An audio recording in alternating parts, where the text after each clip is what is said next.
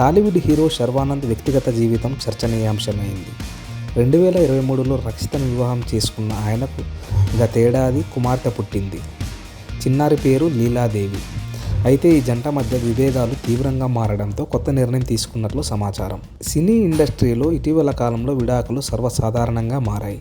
ఎన్నాళ్లగానో ప్రేమించి పెళ్లి చేసుకున్న జంటలు కొంతకాలానికి విభేదాలతో విడాకులు తీసుకుంటున్నారు.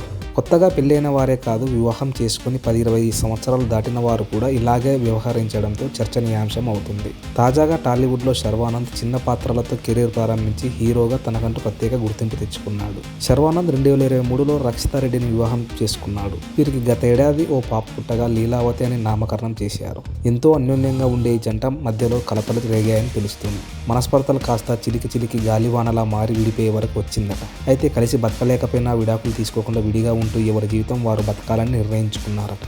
ఈ నేపథ్యంలోనే రక్షిత పుట్టింటికి వెళ్ళిపోయిందట. అయితే పాప కొద్ది రోజులు తల్లి దగ్గర, కొద్ది రోజులు తండ్రి దగ్గర ఉండేలా ఒప్పందం చేసుకున్నారట. కొంతకాలంగా దూరంగా ఉంటే గొడవలు తగ్గి ఒకరిపై ఒకరి మళ్ళీ ప్రేమ ఉండాలనిపిస్తే కలుస్తారని, అలా కాని పక్షంలో విడాకులకు అప్లై చేస్తారని తెలుస్తుంది. అయితే ఇందులో నిజమెంత అన్నది తెలియాల్సి ఉంది. ఎందుకంటే ఇటీవల సెలబ్రిటీల వ్యక్తిగత జీవితాలపై రకరకాల పుకార్లు వస్తున్నాయి. ఐశ్వర్యరాయ్, అభిషేక్ బచ్చన్ విడాకులు తీసుకుంటున్నారంటూ ఎప్పటి నుంచో వార్తలు వస్తుండగా వారు ఎప్పటికప్పుడు దాన్ని ఖండిస్తూ వస్తున్నారు. అలాగే ఇటీవల హీరోయిన్ హన్సిక పూర్ణ తదితరుల గురించి కూడా విడాకుల వార్తలు హల్చల్ చేశాయి. ప్రస్తుతం శర్వానంద్ గురించి వినిపిస్తున్న వార్తలు కూడా అలాంటివి అయి ఉండొచ్చని పలువురు అభిప్రాయపడుతున్నారు. మరి ఈ వార్తలపై శర్వానంద్ స్పందిస్తాడో లేదో చూడాలి.